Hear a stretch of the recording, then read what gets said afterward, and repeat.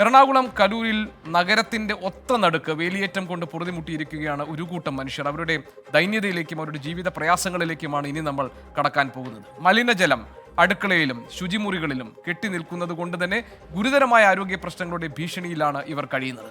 200ഓളം കുടുംബങ്ങളാണ് അഴുക്കുവെള്ളത്തിന്റെ ദുർഗന്ധത്തിൽ ജീവിതം തള്ളി നീക്കുന്നത്. അമൽ സുരേന്ദ്രൻ നമ്മളോടൊപ്പം ചേരുന്നു വിവരങ്ങളുമായി. അമൽ സുരേന്ദ്രൻ തയ്യാറാക്കിയ പ്രത്യേക റിപ്പോർട്ടിലേക്കാണ് ഇനി പൊതുജനം കഴുതിലസർ എന്ന ഈ പരിപാടി പ്രേക്ഷകരുടെ ശ്രദ്ധയെ ക്ഷണിക്കുന്നത്. എറണാകുളം ലിസി ഹോസ്പിറ്റലിനൊക്കെ അടുത്തുള്ള അംബേദ്കർ നഗറിലെ നിവാസികളെ സംബന്ധിച്ചിടത്തോളം വേലികേറ്റം ഒരു തീരാ തലവേദനയായി മാറിയത് ഇന്നോ ഇന്നലെയല്ല. പല അധികാരികളുടെയും വാതിൽ പടിക്കൽ ഇവർ പലവട്ടം മുട്ടുകയുണ്ടായി. എന്നാൽ ഇതുവരെയും ഒരു നടപടി ഉണ്ടായിട്ടില്ല. മലിനജലം, കറുത്തിരുണ്ട മലിനജലം ഹോസ്പിറ്റൽ വേസ്റ്റ് അടക്കം ഉൾപ്പെട്ടുണ്ട് എന്ന് ആരോപണമുള്ള ഈ മലിനജലം ഇവരുടെ നിത്യജീവിതത്തിന്റെ ഭാഗമായി മാറുകയാണ്.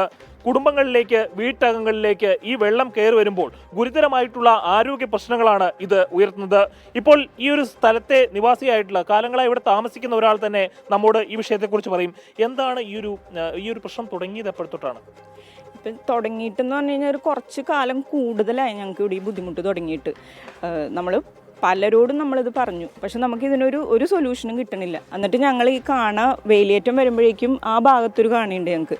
ആ കാണലൊരു ഷട്ടർ പോലെ വെച്ചു. ഷട്ടർ വെച്ചിട്ട് ഇവിടുന്ന് നമ്മൾ വെള്ളം അപ്പുറത്തേക്ക് ആ വലിയ കൊട്ടേക്കനാൽ റോഡിലേക്ക് നമ്മൾ അടിച്ച് വെച്ചു, ബണ്ട് കെട്ടാതെ തന്നെ. പക്ഷെ എന്നാലും നമുക്ക് ഒരു മഴ പെയ്ത് കഴിഞ്ഞാൽ, ഇതിപ്പോൾ നിങ്ങൾ വന്നപ്പോഴേക്കും ഇത്ര വെള്ളമുള്ളൂ, ഭയങ്കര രൂക്ഷമായിട്ടുള്ള വെള്ളമായിട്ട് വരുന്നു.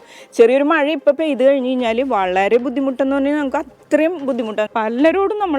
പലരോടും പറഞ്ഞിട്ടും പറയുമ്പോൾ ഈ ജനപ്രതിനിധികൾ, കൗൺസിലർമാർ, അവരുടെയൊക്കെ സമീപനം എങ്ങനെയാണ്? എല്ലാവരോടും ഞങ്ങൾ പറഞ്ഞു. ഇപ്പം ലാസ്റ്റ് ഇവർ പറഞ്ഞേക്കുന്നത് വെച്ചാൽ നമുക്കിവിടെ ഫണ്ടില്ല, ഫണ്ട് തീർന്നു എന്നാണ് പറയുന്നത്.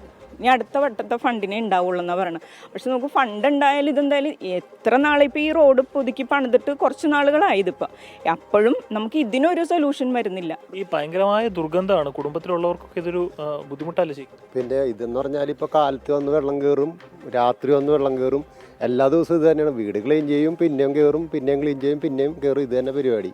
ഒന്നാമത്തെ കാര്യം എന്ന് പറഞ്ഞാൽ ഇവിടെ താന്ന് കിടക്കണത് കൊണ്ട് ഇവിടെ പൊക്കണമില്ല. ഈ പ്രദേശത്ത് താന്ന് ഇത്തിരി കിടക്കണതുകൊണ്ട് ഇവിടുത്തെ കൗൺസിലർ അവർ വരുന്ന ഇതിനെക്കുറിച്ച് ചിന്തിക്കണം കൂടിയില്ല. അതാണ് ഇവിടുത്തെ മെയിൻ പ്രശ്നം. ജനപ്രതിനിധികൾ ഒന്ന് ഇതാക്കി കഴിഞ്ഞാൽ ചെയ്യാവുന്ന കാര്യങ്ങളേ ഉള്ളൂ. വീട്ടകങ്ങളിലേക്ക് വെള്ളം കയറുന്നതും വേലിയേറ്റത്തിനെ തുടർന്നുണ്ടാകുന്ന ഇത്തരത്തിലുള്ള ആരോഗ്യത്തെ ബാധിക്കുന്ന തരത്തിലുള്ള ഇത്തരം പ്രശ്നങ്ങളൊക്കെ കൊച്ചിക്ക് പുതിയൊരു കാര്യമൊന്നുമല്ല. പക്ഷേ ഇതിനൊരു ശാശ്വത പരിഹാരം കണ്ടെത്തുക എന്നുള്ളത് കൊച്ചിയുടെ ഭരണാധികാരികളുടെ മാത്രം ഉത്തരവാദിത്തമാണ്. അതവർ ചെയ്യുവാൻ ബാധ്യസ്ഥരുമാണ്.